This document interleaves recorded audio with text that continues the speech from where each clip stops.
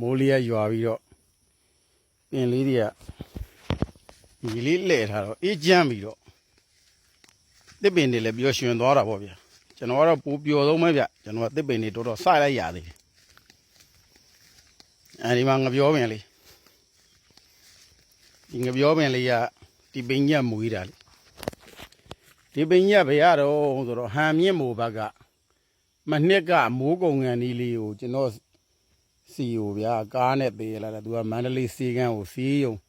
စေကန်းပြရင်းနဲ့တဲ့ဘာကြီးမို့ငပြောလေးစိုက်ရအောင်လို့တဲ့ပဓာသီးတို့ငပြောခြင်းတို့လေးငမျိုးပဲဗျကျွန်တော်ကလည်း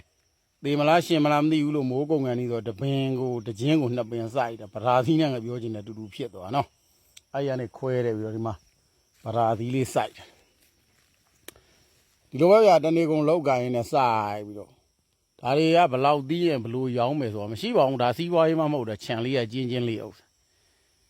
လာတဲ့လူကြုံရင်ကျွေးလိုက်တာပဲမကောင်းတာဆိုရင်တော့မကျွေးဘူးကောင်းတာပဲကျွေးတယ်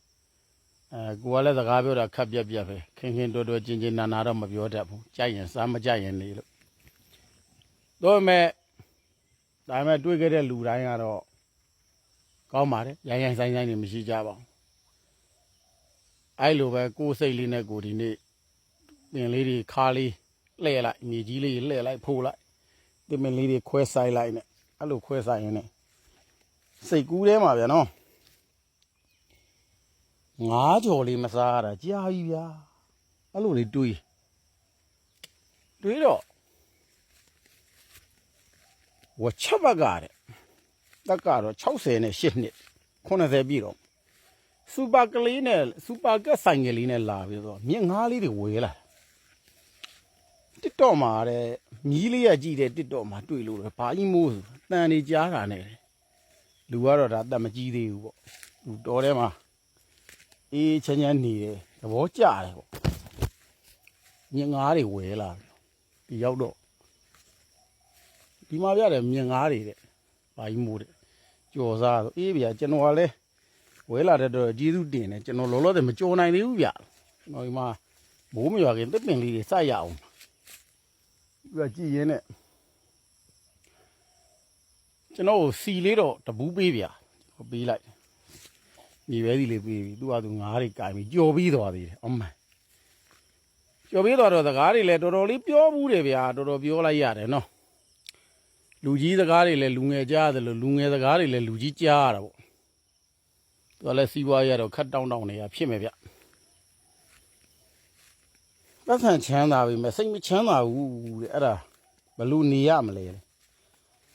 ဘာကြီးရလို့ကိုကသာဘာကြီးမို့သူ့ကိုဘာကြီးပြန်ခေါ်တယ်သူကကိုယ်ထက်သက်ကြီးတယ်ကိုတွေကဘာကြီးမို့လို့ခေါ်တယ်ဆိုတာတူတွေတူမတွေရှိလို့ဘာကြီးမို့လို့ခေါ်တာနော်ဘာကြီးရလို့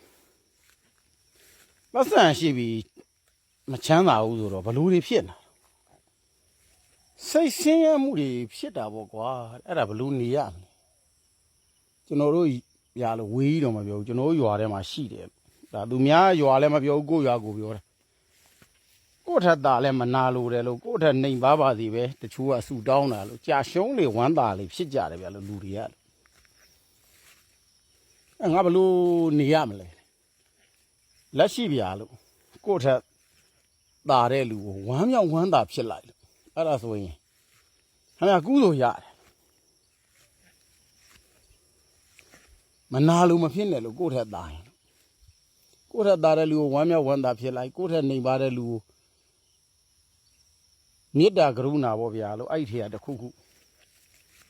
ဖြစ်အောင်နေလိုက်ဗျာလို့ကူညီခြင်းစိတ်ပေါ့ဗျာလို့ထောက်ပံ့ခြင်းစိတ်အဲ့ဆိုအေးချမ်းသွားမှာဗျာလို့ကျွန်တော်ရွာထဲမှာရှိတယ်ပတ်စံလည်းရှိကြပါတယ်လို့ဒါပေမဲ့သူတို့တဲ့တာမကိုမနာလို့နာလို့အဲ့ကြသူ့ကိုထမင်းသူ့ကိုစားပြီးတော့အာကုသိုလ်တွေများနာဗျာအဲ့လူဘယ်တော့မှစိတ်မချမ်းသာဘူးလို့တချို့ဆိုအိမ်မှာတနေကုန်နေလို့ရင်တွေတစ်ခွက်လို့ဧည့်သည်တိုက်ဖို့ရလမ်းမမြင်တဲ့လူတွေအများကြီးရှိတယ်ဖြည်းဖြည်းနဲ့သူတို့ရဲ့စိတ်တွေကယောပါလာပြီးတော့နေတဲ့ဘက်ကိုဆင်းသွားတာဗျာဒါကတော့ဖြစ်ပြတဲ့စကားလေးတွေပြောပြတာပေါ့သူနဲ့ကိုယ်နဲ့ပြောတဲ့စကားလေးတွေလည်းပါပါတယ်အဲ့ဒီကျေးဇူးအများကြီးတင်ပါတယ်ဘာကြီးမို့ရဲ့တဲ့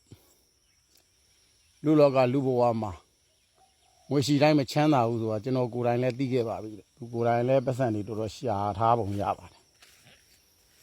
တချို့ကရှင်ပြိုင်မှုတွေကနေပူလောင်တာတွေလေဗျာ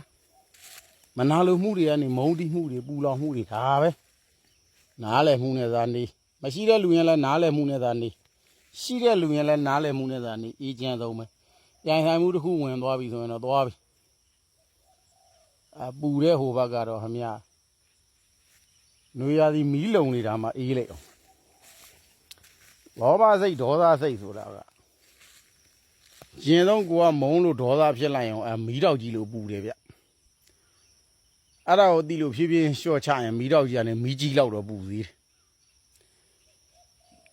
နောက်ဖြည်းဖြည်းချင်းပြန်လျှော့ချလိုက်ရင်မီးကြီးကနေပြာဘူးလောက်တော့ပူသေးတယ်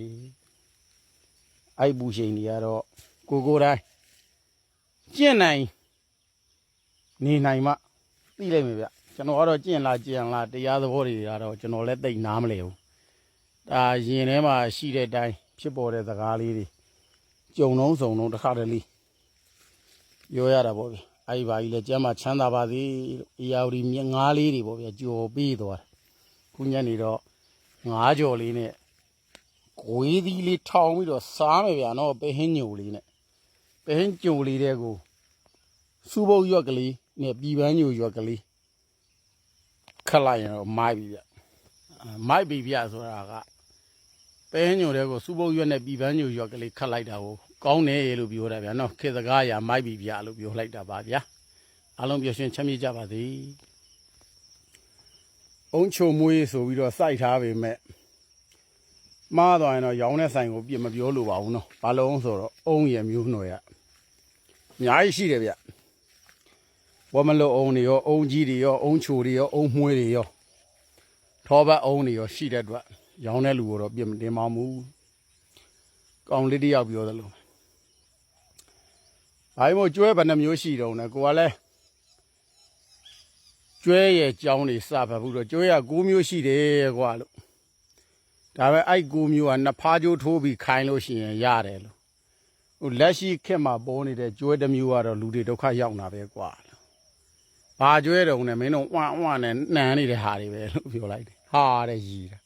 အဲ့လိုပဲဗျစူးစူးပေါင်းလိုက်တော့ကျွဲ10မျိုးပေါ့နောက်ဆုံးခုခေတ်ပေါ်နေတဲ့ကျွဲတစ်မျိုးကတော့ဒုက္ခပြီးဆုံးပေါ့လူငယ်တွေရောလူကြီးတွေရောတောင်ကစားစိတ်တွေ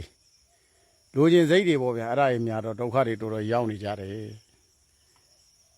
ကဲကိုအသိပြီးတာပါပဲဗျာပျော်ရွှင်ချမ်းမြေ့ကြပါစေ